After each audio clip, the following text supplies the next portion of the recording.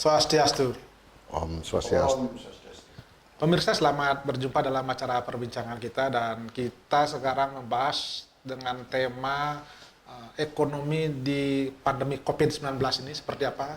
Kita ingin tahu kondisi ekonomi sekarang, kemudian apa yang harus kita lakukan dalam pandemi COVID ini, dan kemudian bagaimana prospek ekonomi ke depan, sehingga ada gambaran bahwa sesungguhnya ekonomi kita apakah masih bisa bangkit atau mungkin prospeknya lebih baik atau agak lama prosesnya, karena kita banyak sekali ada kekhawatiran ini kondisi pandemi ini agak lama prosesnya, sehingga apa yang harus kita lakukan terutama mungkin dari sektor perbankan juga, dari sektor keuangan dan UMKM-nya di sektor real seperti itu. Dan untuk membahas soal itu sudah hadir di tempat kita adalah pakar ekonomi manajemen kita, Profesor Ridho Bagus Ragaswardana. Om Swastiastu, Pak Prof. Om Swastiastu. Sehat, Pak Prof? Sehat. Luar biasa nih, segar sekali kayaknya ya.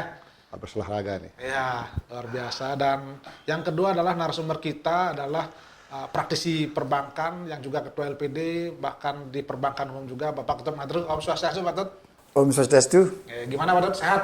Astungkare sehat. Luar biasa. Ini Pak Tut ini adalah ketua LPD Kedonganan 30 tahun. Jadi banyak sekali bergerak di bidang perbankan, bahkan juga di koperasi, bahkan juga di bank-bank umum. Saya sekarang ke Pak Prof dulu, Pak Prof. Ketika kita bicara ekonomi sekarang, sudah hampir 3 bulan kita mengalami kondisi pandemi COVID ini, sektor ekonomi seolah terhenti ya. Ini bagaimana pandangan Prof terkait dengan hal itu? Oke, terima kasih Pak Agus. Ekonomi dalam 3 bulan terakhir ini bukan saja stagnan, malah menurun. Kalau kita lihat. Dari sisi data yang saya punya, secara nasional, dulu prediksinya kita 5,1 pertumbuhannya, kalau Bali 6,5, 6,3, maka triwulan pertama saja nasional itu hampir minus 2%. Bali 1,83. Kalau lihat dari triwulan per triwulannya, kuarter-kuarternya, dia hampir minus 7,8, hampir 8%. Artinya apa? Ada penurunan aktivitas ekonomi di sana. Dari sisi ekonomi. Tentu rembetannya banyak. Karena penurunan ekonomi, tentu rembetannya bahwa ada pengangguran banyak di sana. Daya beli konsumsi masyarakat menurun. Dan banyak sekali faktor-faktor rembetan dari penurunan ekonomi itu.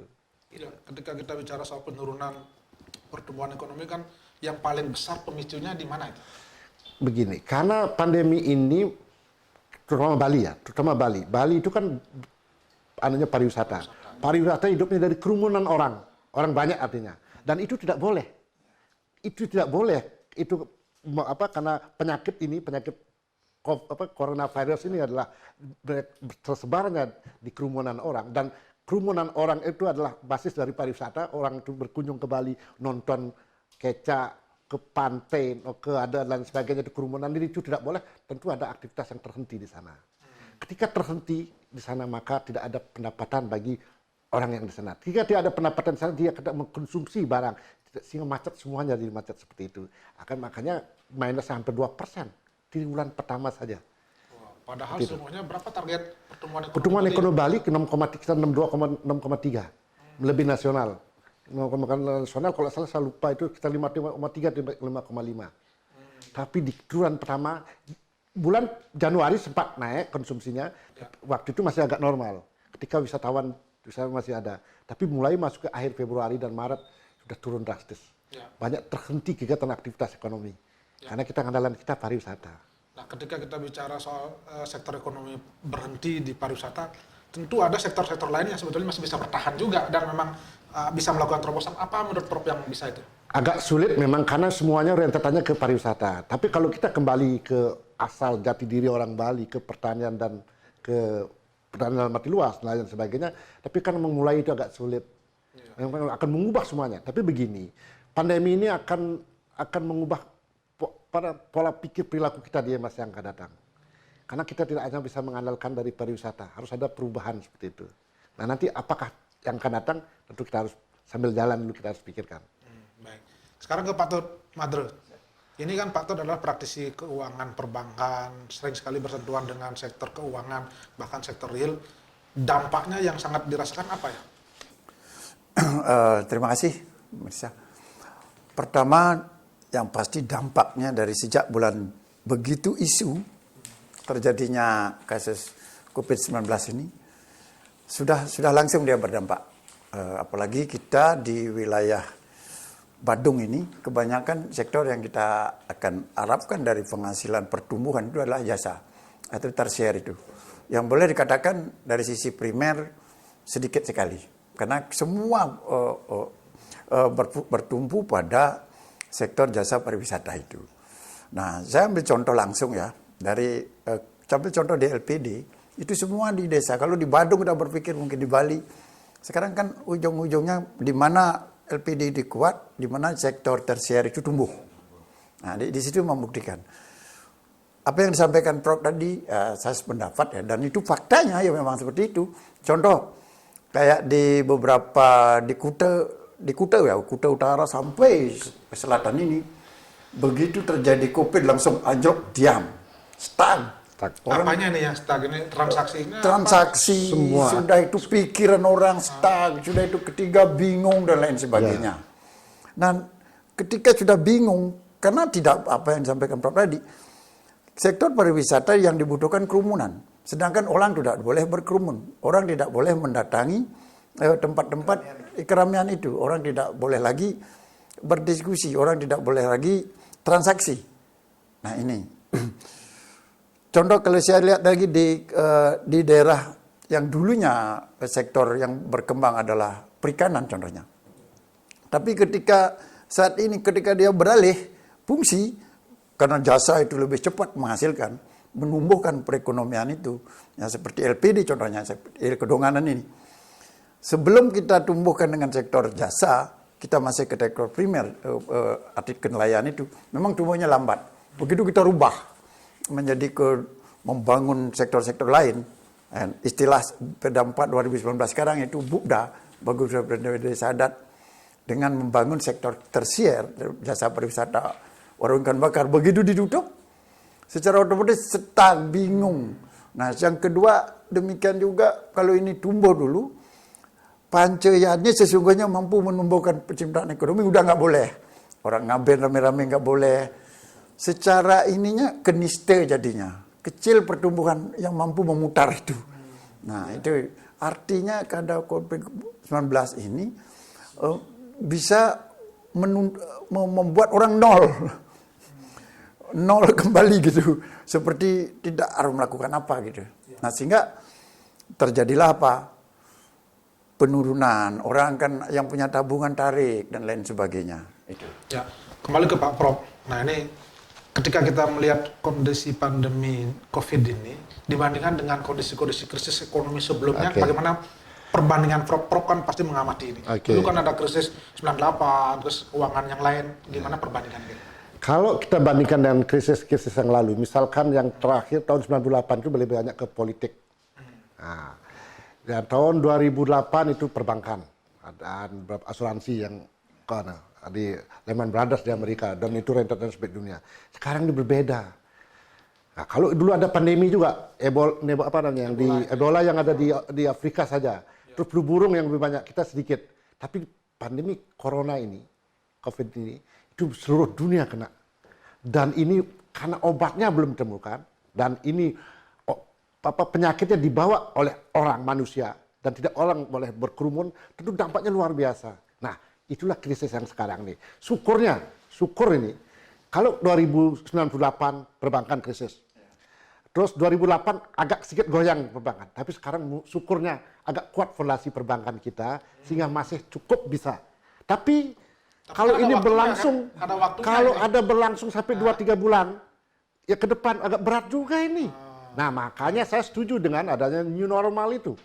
New normal itu paling tidak aktivitas ekonomi akan dihidupkan, tentu dengan protokol yang ketat. Contoh misalkan, bisnis usaha pabrik misalkan, bekerja ya dihidupkan lagi, tapi orangnya pakai masker, pakai face shield, pola baru, ketika akan masuk ke pabriknya harus cuci tangan, pakai hand sanitizer, yang dulu tidak kita lakukan seperti itu. Mungkin seperti itu yang harus dilakukan. Kalau tidak dihidupkan aktivitas ekonomi, mungkin bulan Juni, lewat Juli ini sudah kolap juga semuanya. Kan begitu. Jadi kan saya setuju new normal itu. Kita memang harus disiplin. Kita harus disiplin. Problemnya adalah apakah masyarakat kita disiplin? Ya, nah, itu problemnya. Baik, kita hentikan dulu sejenak Pak Prof dan Pak Aktep. Dan pemirsa, kami akan kembali nanti setelah pariwara berikut ini.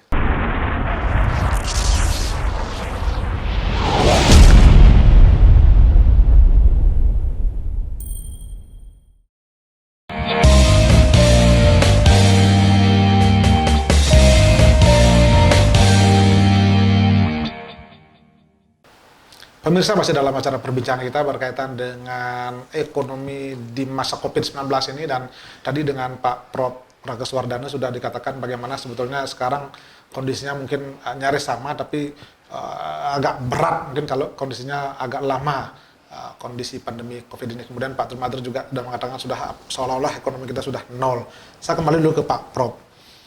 Tentu ketika kita bicara kondisi krisis ini, dulu kita berhasil melewati 98, 2008, sekarang seluruh dunia, tapi katanya sektor perbankan agak kuat. Tapi ketika kita tidak tahu lawan atau musuh kita ini tidak kelihatan, kan agak susah juga di situ. Yeah. Kira-kira kita masih optimis nggak ini? Kalau kita tetap optimis, nah, tentu pemerintah sekarang membuat kebijakan dengan adanya new normal itu, agar apa? Agar sektor itu bisa jalan. Masa terus-terusan akan terus begini? Hidup di tidak ekonomi tidak didiamkan diam terus. Cuma memang beratnya begini untuk Bali ini, terutama untuk Bali, ya saya lihat karena kita andalan kita pariwisata, sementara bukan manufaktur yang di Bali ini, itu yang pariwisata kan belum bisa serta-merta langsung dibuka. Kalau pariwisata pasti harus ada pilihan, datang orang. Nah, beberapa waktu yang lalu kami diskusi, kira-kira destinasi wisata apa yang akan kita buka, lalu bentuknya seperti apa dan daerah mana. Coba kita petakan zona merah misalkan, jangan dikunjungi itu. Lalu berikutnya wisatawan apa? Lalu ada kesepakatan, kita olahraga golfnya kita coba. Nah, ternyata ketika diskusi itu ada beberapa duta besar ikut, negaranya, warga negaranya dari negara yang itu juga nggak boleh warga negaranya keluar. Itu problemnya bagi kita. Berarti misalnya contoh, walaupun kita buka, belum ada turis gitu. Contohnya Cina warga negaranya nggak belum boleh keluar. Australia dalam kita kan belum boleh. Nah, maka kita tentu harus pilih dulu. Misalkan ada kesimpulannya pada saat itu adalah kita andalkan wisatawan domestik. Nah, domestik tentu kalau golf itu orang-orang kaya kan. Nah, orang kaya kan. Nah, kalau kita buka yang lain agak khawatir juga. Makanya gubernur karena daerah lain juga masih mengalami zona merah. Dan ketat sekali siapa mau datang ke Bali misalkan contoh ini dengan pemeriksaan yang ketat kalau dia tidak bawa hasil kesehatan itu harus di karantina 14 hari. Orang dia mau liburan di karantina 14 hari. Itu problem-problem kita yang datang. Nah, lalu apa ekonomi yang harus tentu adalah yang dikonsumsi oleh orang-orang Bali sendiri yang kita hidupkan. Apa itu? Banyak, masih pertanian segala macam. Makanya pegawai-pegawai hotel yang dirumahkan itu saya lihat sekarang berbisnis ya, cuma karena kurang kreatif jual telur di pinggir jalan. Tapi ada juga yang bagus Pak Agus dan Pak Tut, itu yang kuliner menggunakan online. Dia kemampuannya dia coba. Dia misalkan buat lawar dia jual pakai online. Artinya ini momentum kita sebetulnya di Bali untuk membangkitkan kemandirian lokal, ya, ekonomi berputar di lokal sendiri, seperti itu. Tidak hanya mengandalkan itu ya. Ya itu. Mungkin Pak Tut, ini luar biasa, ini potensi baru juga ternyata kalau kondisinya begini, sehingga apa yang akan Pak Tut lakukan ketika ada prospek bisnis baru seperti itu? Pertama begini ya, dalam konsep perbedaannya ya. Kalau saya melihat dari perbedaan, kalau dulu ketika 98 itu ya, justru sektor-sektor UMKM hidup, muncul dia. Sekarang dengan COVID ini, ya sudah seperti saya katakan tadi, dia semua siapapun, apapun tidak tiarap dia. Nah, terkait dengan hal itu, makanya sekarang kita harus mencoba, kita harus berani membangkit kembali back to basic. Nah, membangkitkan contoh ya. Dulu bagaimana orang hanya berpikir di sektor jasa pariwisata saja. Pariwisata dalam arti orang datang, kita jual sesuatu, orang bisa nikmati. Sekarang dia harus membangun kembali apa yang mereka pernah. Yang istilah saya, artinya istilahnya begini, ada local genius yang pernah ada. Contoh kalau memang petani, mari kita bangkit. Dan ini ada loh, waktu kita memberikan sembako, ternyata di Tabanan, ada sayur, ada ubi, ada ini, itu kita beli dan ternyata itu ada. Mari kita bangkitkan ke situ. Terus yang kedua sektor nelayan seumpamanya, kita kembali kepada di situ. Nah sehingga harapan saya kepada teman-teman yang ada di LPD, yang ada di perbankan juga, mesti harus berani kita ikut membiayai sektor itu sekarang. Jangan hanya berpikir membiayai hotel, tapi biayailah sektor-sektor. Artinya mungkin persoalannya gini Pak Tut, ketika membiayai sektor-sektor usaha kecil seperti itu, nilai keuntungannya, marginnya, perputaran uangnya sedikit, itu tidak seperti di pariwisata begitu cepat besar seperti itu. Saya kira juga tidak harus seperti itu. Yang penting kan harus ada modernisasi sekarang. Kemampuan kita untuk mengolah sektor itu. Contoh, bagaimana dulu dia hanya sebagai nelayan tradisional. Sudah itu sekarang dari pengalamannya dia sebagai nelayan tradisional, dia tingkatkan lagi. Ada lembaga yang membiayai sehingga dia bisa lebih besar dari sektor itu. Dan justru sektor itulah yang kita jual kepada pariwisata sekarang. Ini harus merubah pola pikir.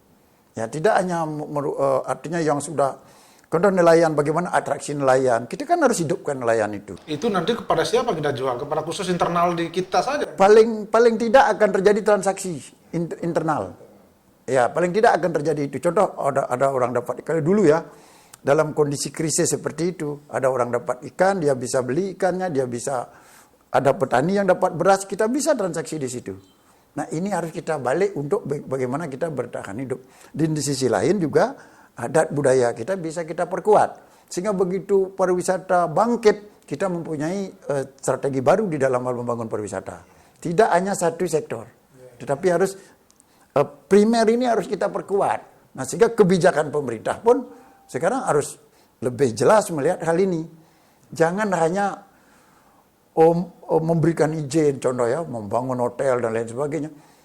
Mesti harus dibagi. Artinya memang harus memperkuat potensi lokal Potensi yang ada, lokal. ya. Kalau memang di daerah A itu adalah pertanian, mari kita bangkitkan pertanian itu. Artinya begini, saya akan menambahkan. Ini pembelajaran bagi kita sebenarnya. Ya, akhirnya kita kembali ke awal lagi ya. Awal lagi pembelajaran kita Sudah mengandalkan terlalu jauh mungkin. jauh sekali ketika diberi pelajaran dulu pada saat Gunung Agung meletus, atau sebelumnya pada saat bom Bali. Bom Bali, ya. Sudah goncang-goncang. Terlalu sering Kok nggak sadar sekali dengan tentang isu-isu isu seperti Prof, ya. itu, isu kesehatan, isu keamanan orang rentan sekali. Baik Pak Prof dan Pak Tung, kita hentikan dulu sejenak, dan pemirsa kami akan kembali nanti setelah pariwara berikut ini.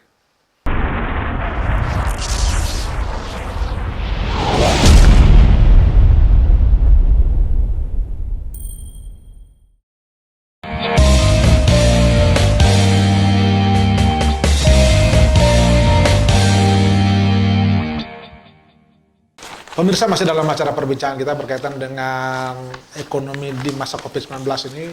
Tadi kita sudah bicara dengan Pak Prof. Rageswardana dan juga Pak Tut Madre. Sesungguhnya memang kita kembali ke basic, kembali ke awal, bahwa kita perjalanan kita mungkin khususnya di Bali terlalu jauh mengandalkan pada sektor pariwisata. Namun dengan kondisi sekarang kita harus kembali melihat lagi kearifan lokal dan potensi lokal yang ada seperti apa, sehingga ekonomi kita bisa berputar di dalam sebetulnya di Bali sendiri. Saya sekarang ke Pak Prof.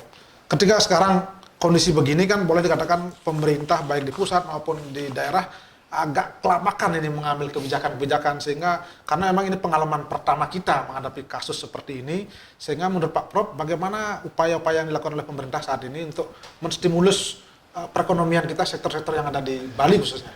Oke, terima kasih Pak Agus. Pertama gini, ketika pandemi ini memang tidak dibuat tidak siap seperti itu. Contoh misalkan di Pemkab, selama ini Pemkab itu mengandalkan PAR.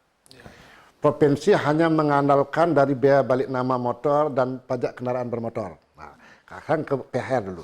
Dengan adanya kasus ini kan, dengan pandemi ini PHR sangat terhenti dan malah, misalkan saya contohkan sebuah kabupaten yang besar di Bali, Badung lah misalkan, itu PAD-nya diprediksi sekitar 5,6, sekarang 2T-nya sudah agak sulit. Bayangkan pemasukannya kebanyakan dari PHR, pajak mengandalkan 67%, kalau 62 sampai 67%. Demikian juga untuk Provinsi Bali. Provinsi Bali selama ini mengandalkan dari sektor biaya nama dan pajak kendaraan bermotor.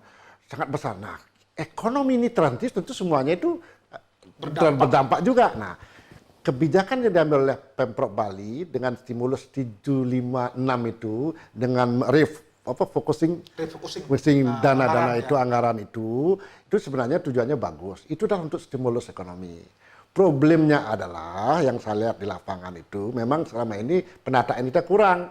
Data-data misalkan contoh tentang pendidikan, karena akan dikasih beasiswa masih belum terrealisasi. Tapi ide itu untuk menstimulus ekonomi itu sudah cukup bagus. Demikian juga pusat, misalkan memberikan BLT. Dulu orang yang menerima BLT ketat sekali syaratnya. Dengan Perpu nomor 1 tahun 2020 yang jadikan undang-undang corona ini, itu agak dipangkas semuanya itu adalah salah satu bagaimana agar ekonomi bergeliat. Namun pemerintah juga ada batasnya.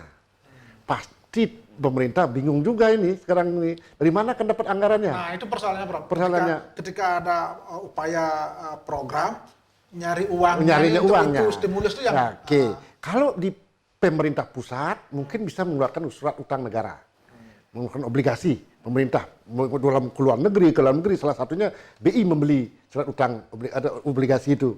Tapi untuk pemerintah kabupaten itu agak berat juga. Dulu kan ada ide LPD dipinjam, wah LPD juga ada sedikit kan, dan LPD tidak bisa meminjamkan kepada itu kan, problemnya ada di sana. Gitu.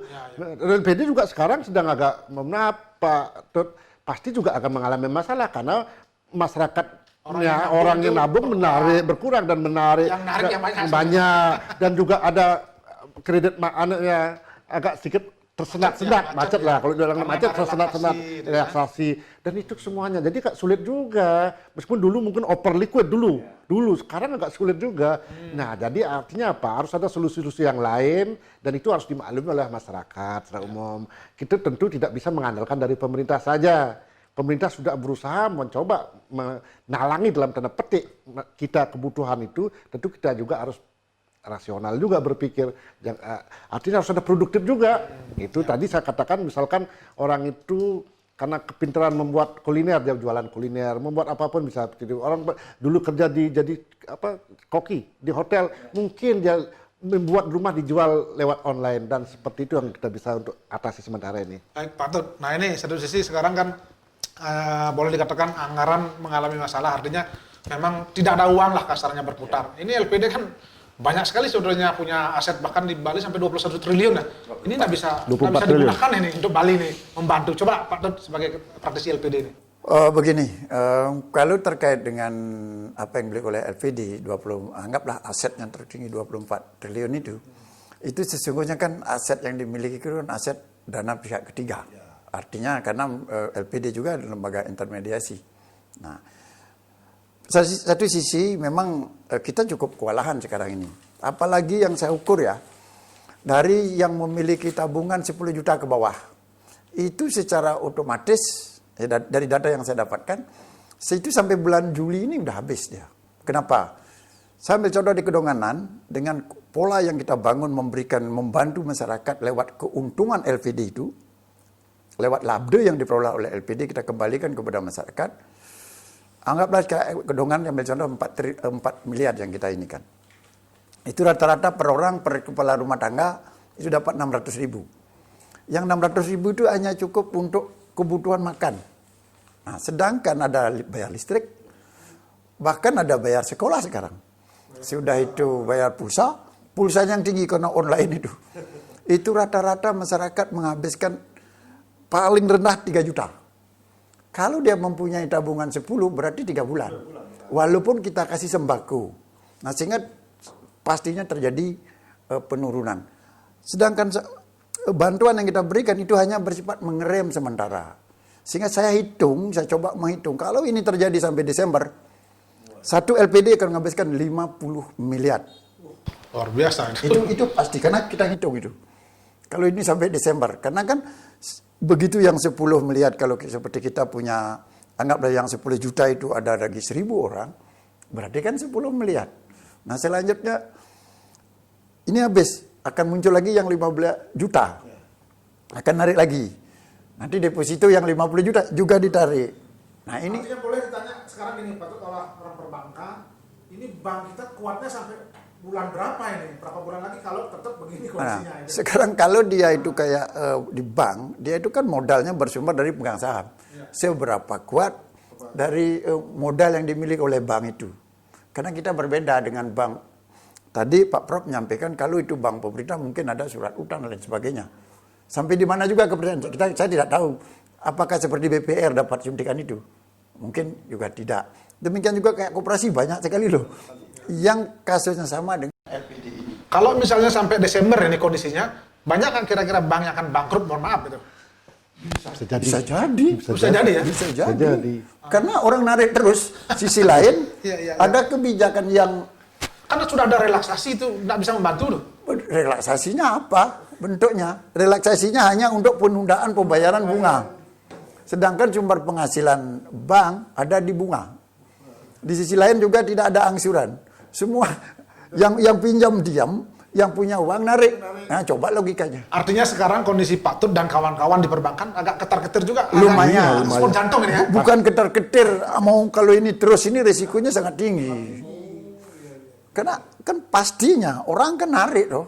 Orang narik, bunga sudah direlaksasi. Tidak bayar. Tetap sementara bayar biaya operasional harus keluar juga misalnya. Sedangkan bayar bunga, ini lagi listrik. listrik segala macam. Bayar. Artinya overhead cost-nya itu kan pasti. Baik, ini menarik ini. Kita hentikan dulu sejenak ya, Pak Tut, Madru, dan Pak Prof. Dan pemirsa, kami akan kembali nanti setelah pariwara berikut ini.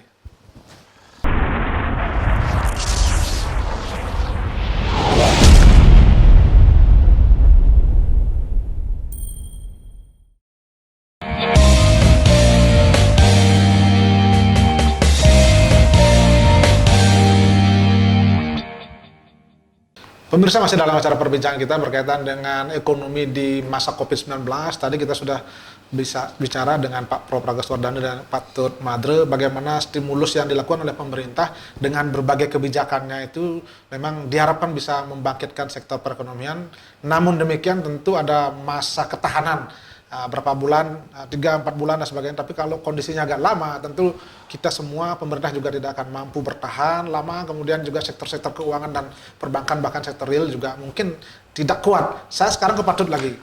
Ini ngomong-ngomong, pertanyaan mendasar saya, ini kalau perbankan tidak ada uang, tidak ada perputaran ekonomi, berarti kira-kira ini sampai bulan berapa tadi kondisinya akan kuat dan kita akan sama-sama, mohon maaf, misalnya mengalami kebangkrutan jadinya kalau begitu. Apa yang prediksi Pak Tut ini kalau begini kondisinya? Kalau saya prediksi ya dari sebagai praktisi yang menghadapi langsung situasi ini, ya kalau ini sampai 2021, ya ini lumayan berat sekali ini. Dan sangat berat ya. Karena saya lihat, anggaplah seperti kami di sini, sampai Desember ini udah saya hitung, itu sampai 50 miliar harus keluar. Ditarik itu. Karena udah hitungan apa itu namanya, perhitungan realnya seperti itulah, kebutuhan orang, perhitungan kebutuhan orang. Ini belum lagi berpengaruh kepada yang tidak bayar kan, yang tidak bayar kan tambah banyak dia, tambah terus. Anggaplah di sini kalau kita logikakan aset LPD 412 miliar, dari aset LPD yang satu LPD, dari 412 miliar untuk kita kasih kepada pihak lain, artinya dimanfaatkan oleh masyarakat dalam bentuk pinjaman, itu ada 234 miliar. 136 miliar loh, atau 160 miliar loh yang kita buatkan untuk alat likuiditas. Tidak akan cukup itu sampai Desember itu. Karena orang akan wait and see, orang akan menunggu apakah saya diamkan di bank itu atau saya pegang, atau saya berikan yang lain. Ya, Mungkin logikanya begini Pak Tut.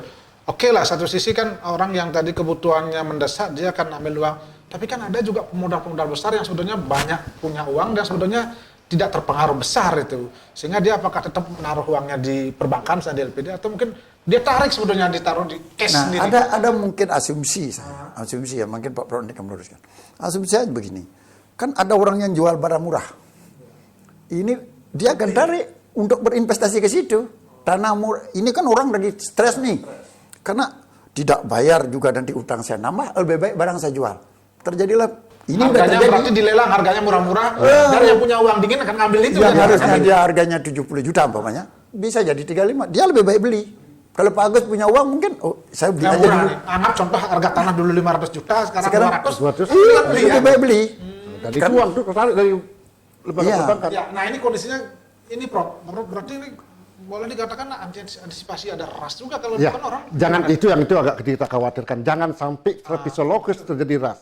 Itu jangan sampai masyarakat berpikir bahwa akan ada seperti krisis 98. Mohon maaf itu harus dihindari oleh masyarakat secara umum.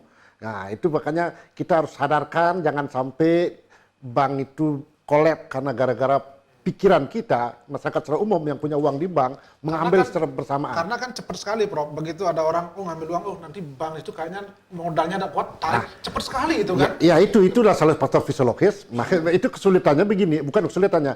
Kalau bank LPD kuat masih, misalnya orang ngambil ada uangnya dan itu bersih, oh masih aman, kan itu faktor trust kepercayaan. Tapi begitu suatu saat misalkan ngambil dua tiga orang, cerita dengan mana itu menyebar, itu bahayanya di sana. Nah ini Patut gimana? Contoh di LPD sendiri atau mungkin di perbankan Patut sudah mulai nggak ada yang begitu sekarang? Astungkare kalau kita ini meyakinkan masyarakat. Nah tadi faktor trust itu sangat penting. Nah, contoh kita logikakan mereka, kita ajak mereka. Kalau LPD kita ini kan milik masyarakat. Kita ajak mereka untuk mengamankan. Artinya diberikan penjelasan. Penjelasan contoh, Bapak Ibu saya kasih sembako tujuannya apa? Ini adalah gering gumi ini jak makejang kena. Artinya semua orang kena. Kedua, janganlah berpikir negatif terhadap apa yang Bapak miliki. Nah, kalau dia nabung di bank, berpikirlah positif. Itu. Artinya jangan berpikir nanti ini uang saya tidak akan bisa Ya, ditarik. yang ketiga yakinkan bahwa ini pasti akan kembali. Badai pasti berlalu. Nah ini Yakin itu Pak ya, bahwa keyakinan itu yang ditanamkan. harus kita itu tanamkan itu. dan terus ditanamkan. Kalau kami begitu. Rata-rata bagaimana respon mereka yang naruh uang yang Astungkare ya kalau di LPD ini dia jadi bertahan. DPK bertahan. Termasuk yang saya duga akan narik 5 juta, 10 juta itu diam. Cukup kita arahkan, gimana cukup enggak sembakonya 600 ribu? Astungkare cukup Pak. Nah cuman sayangnya listrik dan lain sebagainya. Ini kami harus tarik. Kami punya data bahwa untuk apa dia menarik dana ini. Nah pesan saya kepada seluruh teman-teman pengelola keuangan, khusus LPD, demikian juga BPR ya. Ini harus benar-benar di ini sekarang. Artinya benar-benar kita harus hati-hati melihat gerakan, simptom daripada nasabah ini. Ini dia narik untuk apa? Kalau kami punya, ada yang narik, kenapa lagi narik beli sembako untuk siapa? Oh, karena tetangga kami kurang. Oke. Ini narik untuk apa? Untuk bayar listrik. Ini narik untuk apa? Karena kami dulu ngebon. Artinya tidak sampai ada nasabah yang menarik dilarang, ada nggak yang begitu? Karena pendekatan kita lakukan, etikanya kan kita tidak boleh melarang dicoba, kalau bisa jangan ditarik seperti itu. Ya, bahasanya seperti itu. Strategi untuk meyakinkan supaya dia percaya dengan kelembagaan yang dia miliki, itu yang terpenting. Nah Pak Prof, ini kan ternyata kan kuncinya di perbankan itu. Ketika ada isu misalnya orang menarik uang kemudian ada trust, kan berpengaruh ke sektor lain. Betul nggak itu kuncinya? Ya benar, itu di sana tepatnya. Itu kalau itu sampai tidak percayaan itu muncul, itu berbahaya. Mempengaruhi sektor lain ya? Semua sektor. Kalau krisis seperti itu, misalkan begini, ini kalau di LPD bisa diyakinkan. Yang saya takutkan begini, di perbankan, BPN misalnya, dia narik terus lalu kemudian dia mencari pinjaman antar bank itu juga nggak dapat misalkan, lalu cerita 2 orang 3 orang bahwa depositonya nggak bisa dicairkan, tabungannya nggak bisa tarik, itu bercerita dan itu peran media yang luar biasa, itu juga sangat berbahaya. Makanya pesan kita mungkin salah selaku pengamat ekonomi, selaku orang yang di bidang keuangan, kita harus percaya loh, masih kuat kita seperti itu. Ya saya harus yakinkan perbankan kita masih kuat. Ya, harus yakin kita 98 mampu kita melewati 2008 kita mampu lewati. Harus yakinkan itu masyarakat. Sebenarnya kita sekarang juga mampu juga gitu. Baik kita hentikan dulu sejenak Pak Prof dan Pak Madre, dan pemirsa kami akan kembali nanti setelah pariwara berikut ini.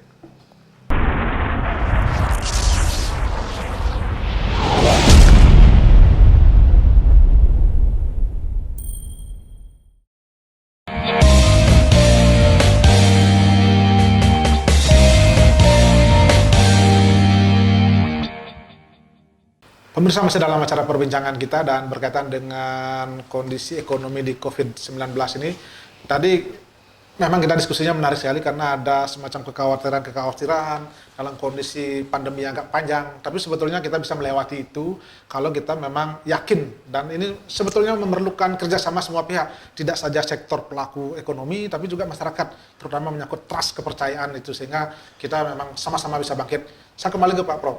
Berarti kuncinya sekarang bagaimana kita percaya dengan pemerintah khususnya, percaya dengan sektor-sektor ekonomi perbankan yang menopang itu kan. Ya. Nah ini apa yang harus kita bisa lakukan, khususnya mungkin dari pemerintah, dari pemegang-pemegang kebijakan, kepada masyarakat bahwa masyarakat percaya bahwa kita akan bangkit dalam kondisi ekonomi. Oke. Pertama tentu gini, kalau saya lihat kita orang-orang beragama semua kan, ya. Pertama kita tentu harus berdoa dulu, karena itu kunci agar pandemi ini berakhir. Nah, mungkin masih berlangsung lama, suatu saat pasti akan berhenti. Tapi dalam proses yang sekarang ini apa yang harus kita lakukan? Kita lakukan. Jangan sampai kita menyalahkan pemerintah, jangan sampai kita menyalahkan elit-elit lokal, dan lain sebagainya. Kita semua, seperti yang katakanlah, ini gering gumi. Gering gumi ini artinya semua orang kena. Kita berada di samudera yang sama, badainya mana, tapi berbeda tempatnya. Ada yang di perahu, ada yang di kapal, ada yang di sampan. Kena badai semua. Kita kena badai semua, maka kita harus tentu apa yang harus kita lakukan, hal-hal positif, produktif. Nah, misalkan contoh ini, saya selaku dosen, ketika masa pandemi ini di rumah terus, maka menulislah, misalnya begitu. Lalu ketika orang yang biasa bekerja di hotel, dia misalnya bagiannya apa, misalnya koki, dia tentu harus produktif juga. Paling tidak dia untuk bisa hidup. Tadi dikatakan mungkin keuntungannya kecil daripada tidak sama sekali. Dia harus berputar. Kalau dalam akuntansi manajemen yang nutupin biaya variabel saja lah dulu. Ya paling tidak seperti itu. Bisa hidup itu daripada tidak berada perputaran ekonomi. Tapi Pak Prof optimis ya, dengan kondisi new normal nanti kita akan sebenarnya Harus tetap bisa. optimis, meskipun tidak cerah dulu Roy, tapi optimis bahwa kita bisa hidup. Kita terus bisa melewati ini. Harus yakin, harus yakin itu. Kalau tidak kita pesimis kan bahaya juga. Kita harus tetap optimis. Suatu saat pasti ini akan berakhir. Dan ini akan lebih menjadi, karena ini adalah pelajaran bagi kita semua, kita harus introspeksi diri. Mungkin terlalu mengandalkan pada hanya satu sektor saja, maka harus berpikir holistik sekarang. Ya. Oke, Pak Tut. Kita dengan kondisi yang sekarang berarti kita memang harus bangun keyakinan kita bahwa sektor ekonomi kita akan cepat bergerak. Bahkan pemerintah sekarang sudah mulai agak upaya untuk menerapkan new normal seperti itu. Bagaimana pandangan Pak Tut dengan adanya kehidupan new normal nanti kira-kira? Ya pandangan saya sih begini. Kita harus berkonsep dengan 3 us sekarang. Us satu itu tulus ya. Ya sampaikan oleh Prof tadi, kita harus berdoa, kita harus merenung, menang dan ning untuk semua itu. Dan sadari, rasakan apa yang terjadi sekarang adalah merupakan momentum kita untuk bangkit. Sudah itu lurus, yang itu. Lurusnya di sini aturan-aturan yang diini oleh pemerintah. Mari kita ikuti. Ya, kita harus sadar dan kita harus yakin bahwa pemerintah mampu menyelesaikan ini. Dan tugas kita adalah bagaimana mengamankan apa yang menjadi larangan-larangan yang diberikan oleh pemerintah itu. Ketiga, ada serius, target. Tidak cukup kita sampai di sini. Apa yang terjadi sekarang, ke depan kita harus lebih baik. Kenapa? Nah itulah sebabnya, saya kebetulan di bagi 4 di Majelis Desa Adat ya, di bidang ekonomi adat itu, ada momentum yang luar biasa di situ.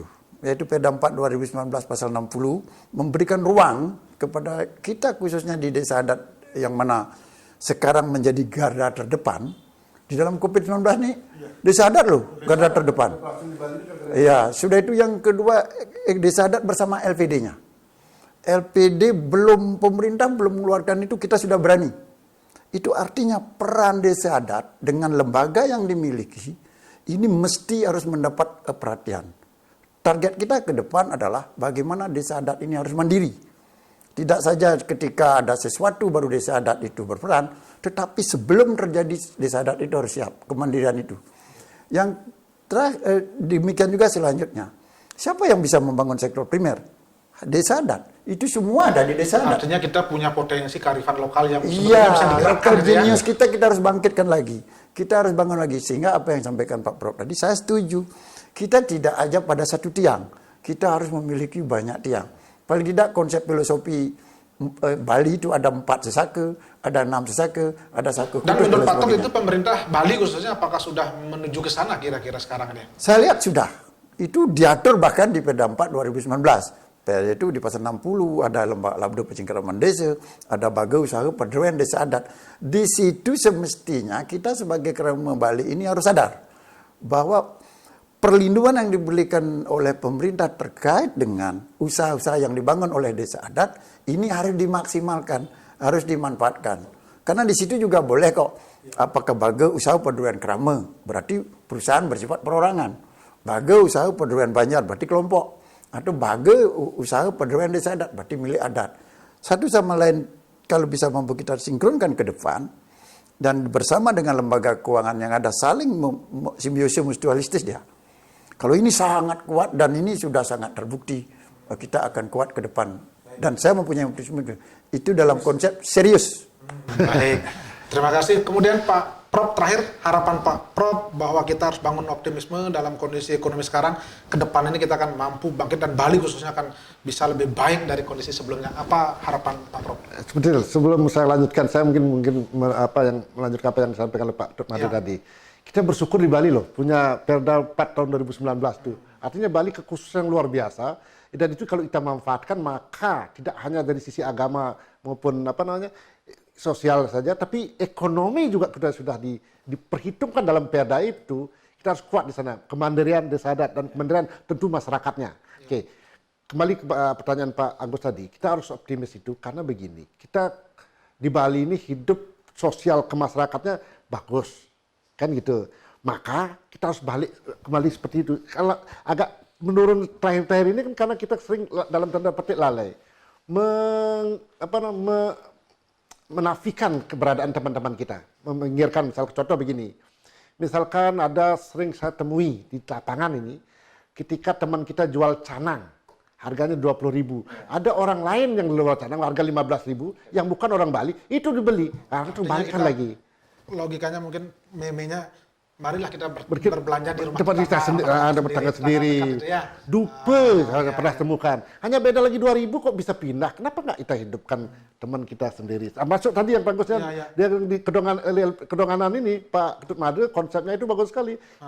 Perputarannya kan di situ kan perputarannya. Ekonomi pasti akan bagus juga kalau perputarannya begitu. Artinya saatnya kita sekarang berpaling kepada saudara-saudara Sudah kita sendiri. Jangan Itu sampai kan ekonomi dipegang di oleh luar. kita bergantung pada luar semata itu ya. Dan juga begini, saya tadi sempat diskusi sebelum ini, kita coba buat untuk kebutuhan upakara itu, pancayatnya itu. Bali kan masih banyak punya lahan luas. Busung misalkan, mulai sekarang kita berpikir ada kebun dan lain sebagainya. Oke itu. Baik, terima kasih Pak Prof, luar biasa perbincangan kita juga Pak Tun Madre. Mudah-mudahan ini bisa memberikan inspirasi bahwa kita semuanya dengan kondisi pandemi COVID ini kita tidak hanya bisa diam, mengeluh, menyalahkan, tapi kita berusaha melakukan terobosan-terobosan dan paling tidak kita akan mampu bangkit dan optimis kita akan bisa kembali baik. Dan pemirsa, demikian tadi perbincangan kami dan kami seluruh kerabat kerja yang bertugas mengucapkan terima kasih atas perhatian dan kebersamaan Anda. Kami akhiri dengan Paramesanti. Om Santi.